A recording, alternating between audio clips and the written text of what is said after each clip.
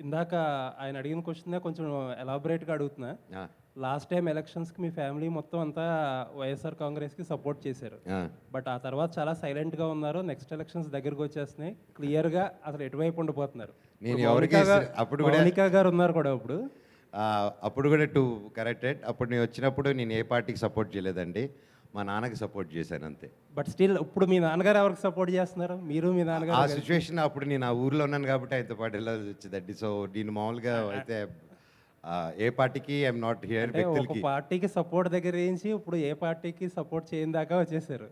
అంటే ఇది మార్పు లేదండి, అనుకోవచ్చా? నేను ఎప్పుడు ఓట్ ఫర్ దిస్ పార్టీని ఎప్పుడు చెప్పలేదండి. ఎక్కడ నేను ఎక్కడైనా ఏ పార్టీలో ఎక్కడైనా నా ఫ్రెండ్స్ నా మిత్రులు ఉంటే, చిన్నప్పటి నుంచి పెరిగిన వాళ్ళు ఉంటే వాళ్ళకి ఇండివిజువల్గా వెళ్ళి సపోర్ట్ చేయడమే తప్ప I never took A party stand. Because నాకు ఆ స్టాండ్ గురించి ఇంకా మేము అలా ఏం తీసుకోలేదు. ఇప్పుడు మౌనిక Yes, గారు మౌనిక ఏమన్నా గారి ఫ్యామిలీ వాళ్ళే- ఉన్నారు. Yes. ఆవిడ వల్ల ఏమైనా తీసుకుంటారా స్టాండ్?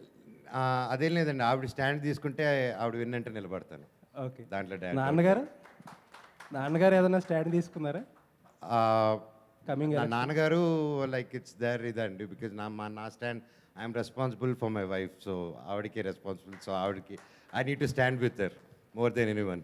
ఓకే.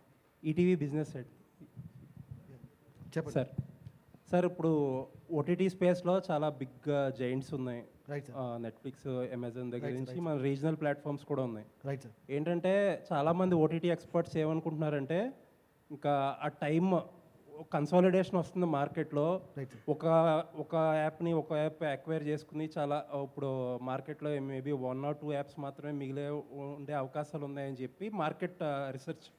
Right sir. అలాంటి టైంలో ఈటీవీ ఇంత అగ్రెసివ్గా వస్తుంది, మార్కెట్లోకి వస్తుంది. అసలు మీ ప్లాన్ ఏంటి? థ్యాంక్ యూ అండి. సో బేసికల్లీ ఏంటంటే ఈటీవీ విన్. సో మీరు అన్నట్టు కన్సల్టేషన్ జరగదో మాకు తెలీదు.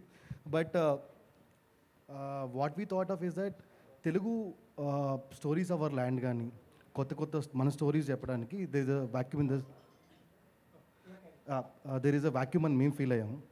సో ఎట్లయితే మా హౌస్ నుంచి వచ్చిన చిత్రం లాంటి సినిమాలు కానీ, శ్రీవారి ప్రేమలేఖ లాంటి చిత్రాలు కానీ, సో ఇలాంటి చిత్రాలు మళ్ళీ తీద్దామని, ఇలాంటి మంచి స్టోరీస్ మళ్ళీ చెప్దామని ఈ థాట్ ప్రాసెస్లో మేము ముందుకు వస్తున్నాము. అండ్ నెక్స్ట్ 1 yearలో మేము 24 ఫిల్మ్స్ అనేది తీద్దాం అనుకున్నాం. ఇవి మంత్కి 2 ఫిల్మ్స్ లాగా. సో అది దానిలో 80% కొత్త డైరెక్టర్సే ఉంటారు. And I want to tell you one more thing that ETV win team మొత్తం 30 members ఉంటారండి. Fully energetic and passionated people. 25 is the average age of the people. So వాళ్ళు కసిగా పని చేస్తే మీకు ఎలాంటి సినిమాలు వస్తాయో అలాంటి సినిమాలు మేము చూపించబోతున్నాం. సో నాకు ఒక క్వశ్చన్ ఉందండి మీ బదులు. నేను ట్యాంకర్ లాంటి యాంకర్ ఇక్కడ కూర్చున్నాడు కూడా ఒకటి అడుగుతాడు. ఈటీవీ ఎన్నో సినిమాలు చేసేవయ్యా, Right. నీకు చిత్రం ఎందుకు గుర్తుంది? సో నువ్వు ఏం చదువుతున్నావు అప్పుడు చెప్పు, నేను చెప్తాను. నీ ఫేవరెట్ సాంగ్ ఏంటి దాంట్లో, నేను చెప్పనా?